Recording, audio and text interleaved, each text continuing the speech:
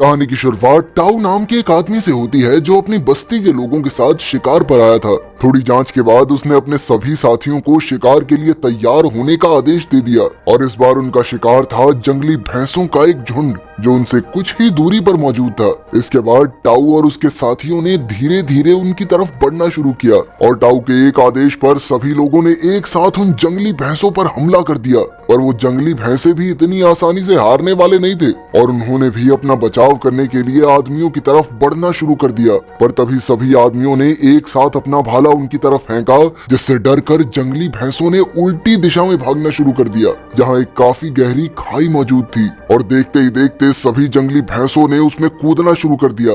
अब तक सब कुछ टाउ के प्लान के मुताबिक चल रहा था, पर तभी एक जंगली भैंसा खाई में कूदने की बजाय केडा नाम के एक लड़के की तरफ भागने लगा। असल में ये केडा का पहला शिकार था और अनुभव की कमी की वजह से उसने उस भैंसे से डरकर भागना शुरू कर दिया। पर भैंसे ने पीछे से आकर उसे टक्कर मार दी, जिसके बाद वो जमीन पर जा गिरा। और वो भैंसा भी इतना करने से रुका नहीं, वो एक बार फिर से घूमकर केडा की तरफ भागने लगा और इस बार वो उसे उठाकर सीधा खाई की तरफ भागने लगा। टाउ ने पीछे से उस जंगली भैंसे पर हमला तो किया, पर पेट में भाला लगने के बावजूद भी वो जंगली भैंसा सीधा खाई में जाकर कूद गया। टाउ और उसके साथी तुरंत ही केडा को बचाने के लिए खाई की तरफ भागे, पर उन्होंने वहां जाकर देखा कि केडा एक पत्थर के सहारे लटका हुआ था। पर वो ज्यादा देर तक पत्थर को पकड़ नहीं पाया और जल्द ही हाथ छूटने की वजह से नीचे गिर गया। पर किस्मत से केडा सीधा खाई में नहीं गिरा, बल्कि वो एक बड़ी सी चट्टान पर जाकर बेहोश हो गया था। असल में केडा टाउ का बेटा था और इसीलिए टाउ नीचे जाकर केडा को बचाना चाहता था, पर उसके साथियों ने उसे ऐसा करने से रोक दिया। थोड़ी देर बाद रात भी हो गई, पर टाउ को अब भी विश्वास था कि शायद उसका बेटा बच सकता है, इसीलिए वो अब भी वहीं बैठकर केडा को आवाज लगा रहा था। और बस्ती का मुखिया होने की वजह से वो ज्यादा दिन तक वहां नहीं रुक सकता था, क्योंकि बर्फ गिरने से पहले उन्हें खाना लेकर बस्ती तक पहुंचना होगा। इसीलिए अगली सुबह टाउ ने एक भारी दिल से केडा के लिए अंतिम पूजा करके वहां से निकलने का फैसला किया। और वहीं नीचे पड़े केडा को अब तक होश नहीं आया था, पर थोड़ी ही देर बाद उसके ऊपर एक चील की नजर पड़ी और अपने सामने इतना अच्छा खाना देखकर वो तुरंत ही केडा के पास पहुंच गई। पर जैसे ही वो केडा को खाने के लिए आगे बढ़ी तो उसे तुरंत ही होश आ गया और उसने एक ही बारी में चील को पकड़कर खुद से दूर कर दिया।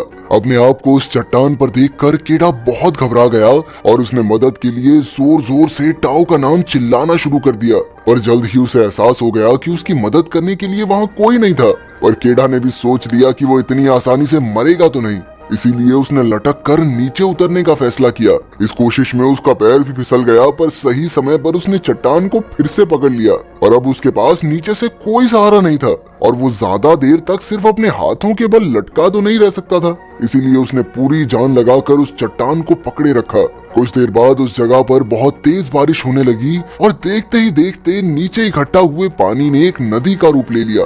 केडा का मानना था कि अपनी जान बचाने का उसके पास आखिरी मौका है और इसीलिए उसने बिना कुछ सोचे नदी में छलांग लगा दी। और जब अगली सुबह उसकी आंख खुली तो वो एक सुनसान जगह पर था, पर तभी उसका ध्यान अपने पैर पर गया जिसे वो हिला तक नहीं पा रहा था। जूते उतारने पर उसने देखा कि उसके पैर की हड्डी हिलने की वजह से उसका पैर काफी ज्यादा सूज रखा था।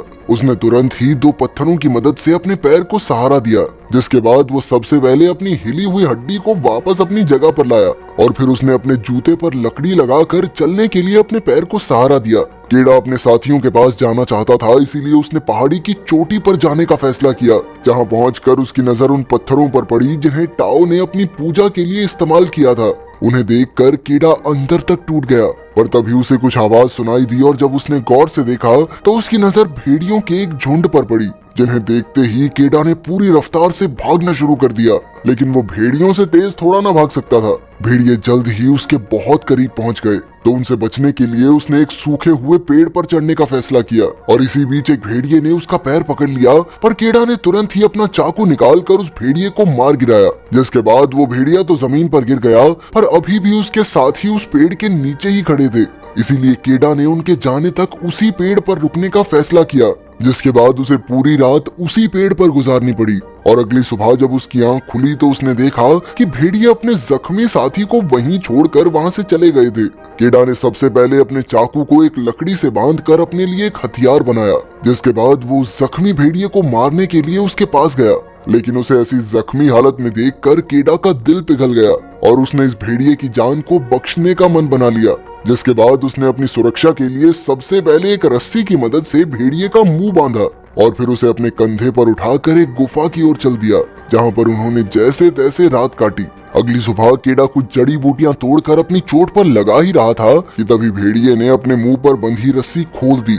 ये देखने के बावजूद भी केडा शांति से बैठा रहा और थोड़ी देर बाद उसने भेड़िए को पानी देने की भी कोशिश की, पर वो भेड़िया अपने दांत दिखाकर केडा को डरा रहा था।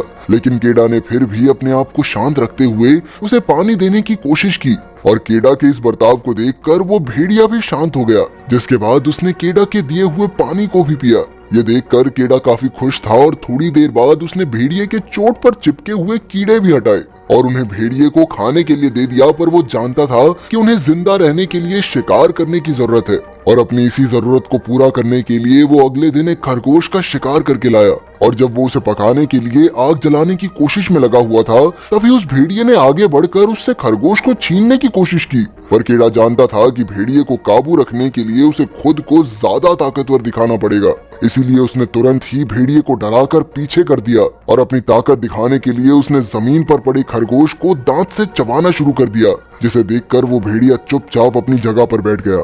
उस रात केडा ने कई दिन बाद खाना खाया और वहीं दूसरी तरफ वो भेड़िया चुपचाप बैठकर केडा को देख रहा था। थोड़ी देर बाद केडा ने उसे भी खाना दे दिया, पर उसने बाद भेड़िए को साफ साफ जता दी कि उसे खाना खाने के लिए केडा की इजाजत की जरूरत है। अगले कुछ दिनों तक आराम करने के बाद केडा ने बर्फ गिरने से पहले वापस अपने घर जाने का फैसला किया, पर वो उस भेड़िए को अपने साथ नहीं ले जा सकता था, इसीलिए उसने भेड़िए से अपने परिवार को ढूंढने को कहा। लेकिन वो भेड़िया वहाँ से हिलने के लिए तैयार ही नहीं था, इसीलिए केडा ने उसे वहीं पर छोड़कर अकेले घर जाने का तय किया। पर उसके बाहर निकलते ही भेड़िए ने धीरे धीरे उसका पीछा करना शुरू कर दिया। थोड़ी देर तक ऐसे ही चलने के बाद केडा ने परेशान होकर भेड़िए को भगाने के लिए एक लकड़ी उसकी तरफ फेंकी, लेकिन डरकर भागने की बजाय वो भेड़िया उस लकड़ी को उठाकर केडा के आगे भागने लग गया। इससे पहले कि केडा कुछ समझ पाता, उसकी नजर पास ही में खड़े कुछ जंगली सुअरों पर पड़ी, जिन्हें देखते ही भेड़िया पूरी रफ्तार से उनकी तरफ भागा और वहीं दूसरी तरफ केडा डर के मारे अपना भाला लेकर खड़ा हुआ था। और जैसे ही वो जंगली सुअर भेड़िए से बचने के लिए केडा की तरफ भागा, तो केडा उसे मारने की बजाय चुपचाप देखता रहा, जिसके चलते वो सुअर भागने में कामयाब हो गया। ये देखकर भेड़िया काफी ज्यादा निराश था, क्योंकि केडा की गलती की वजह से अब उन दोनों को खाना नहीं मिलेगा। पर थोड़ी देर बाद उन दोनों के बीच समझौता भी हो गया और केडा ने उस भेड़िए का नाम अल्फा रखा। अगले कुछ दिनों में अल्फा की मदद से केडा काफी अच्छे से शिकार करना सीख गया और अब धीरे धीरे वो दोनों एक दूसरे को काफी अच्छे से समझने लगे थे। यहाँ तक कि रात को अल्फा केडा को गर्म रखने के लिए उसके साथ चिपक कर सोता। वहीं केडा को भी इस सब में काफी मजा आ रहा था। पर कुछ दिनों बाद सर्दियों के आते ही पूरा इलाका बर्फ की सफेद चादर से ढक गया, लेकिन केडा और अल्फा किसी तरह अपने लिए शिकार करते हुए धीरे धीरे आगे बढ़ रहे थे। पर एक दिन पैर के नीचे की बर्फ टूटने की वजह से केडा सीधा पानी में जाकर गिर गया और अब उसे ऊपर आने का रास्ता नहीं मिल रहा था। वहीं अल्फा भी अपने वजन से बर्फ को तोड़ने की कोशिश में लगा हुआ था, पर उसका वजन बर्फ तोड़ने के लिए काफी नहीं था। थोड़ी देर तक कोशिश करने के बाद आखिरकार केडा ने अपने चाकू की मदद से अपने लिए रास्ता बना ही लिया, जिसके बाद अल्फा की मदद से वो जैसे तैसे ऊपर आ ही गया। अगले दिन रास्ते में केडा की नजर टेंट के बाहर बैठे एक आदमी पर पड़ी, जिसे देखते ही वो खुशी से झूम उठा।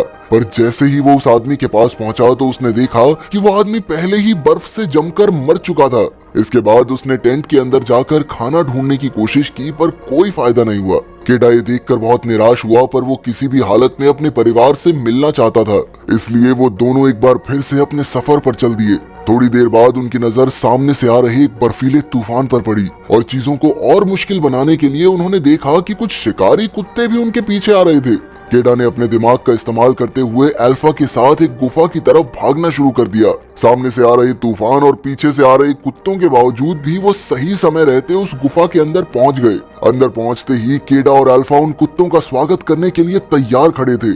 थोड़ी देर तक इंतजार करने के बाद वो समझ गए कि वो कुत्ते जरूर तूफान में फंस गए होंगे। केडा को लग रहा था कि खतरा अब टल चुका है, लेकिन अल्फा अभी भी दीवार की तरफ मुंह करके हमला करने के लिए तैयार खड़ा था और कुछ ही सेकंडों बाद उनके सामने एक काले रंग का तेंदुआ आया।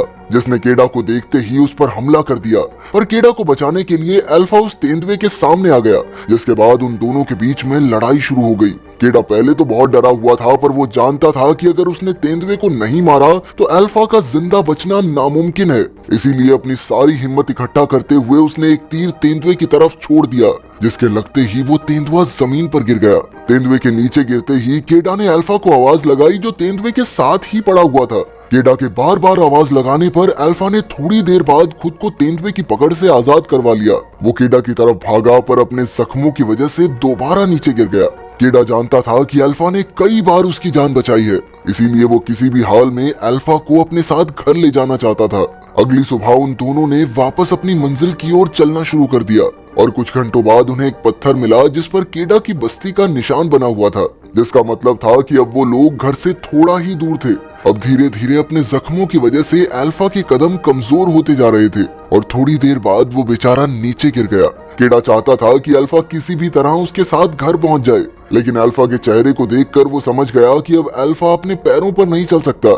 लेकिन वो इतनी जल्दी हार मानने वाला नहीं था, इसीलिए उसने अल्फा को अपने हाथों पर उठाकर आगे बढ़ने का फैसला किया, जिसके बाद वो इसी तरह रात भर चलते रहे और अगले दिन भी उन्होंने अपनी हिम्मत के भरोसे कई सारे पहाड़ों को पार किया और आखिरकार एक जगह पर पहुंचकर केडा को अपनी बस्ती दिखाई दी। वो अल्फा को अपने हाथों में लेकर सीधा उस बस्ती के पास पहुंच गया, जहां पहुंचते ही वो नीचे गिर गया। टाओ केडा को अपने सामने जिंदा देखकर काफी हैरान था और उसने तुरंत ही अपने बेटे को पकड़ लिया और तभी केडा की माँ भी वहां पहुंच गई, जिसने अपने बेटे को दोबारा देखने की उम्मीद ही छोड़ दी थी। केडा भी अपने माता पिता को देखकर बहुत ज्यादा खुश था और तभी उसने अपने पिता को किसी भी हालत में अल्फा को बचाने को कहा, जिसके बाद वो बेहोश हो गया और जब उसकी आंख खुली तो उसे पता चला कि अल्फा ने कई सारे बच्चों को जन्म दिया था, जिसका मतलब ये था कि अल्फा असल में एक मादा भेड़िया थी जो अपने पूरे सफर में पेट से थी, पर इसके बावजूद भी उसने केडा का पूरा साथ दिया। ये जानने के बाद केडा के मन में अल्फा को लेकर प्यार और ज्यादा बढ़ गया।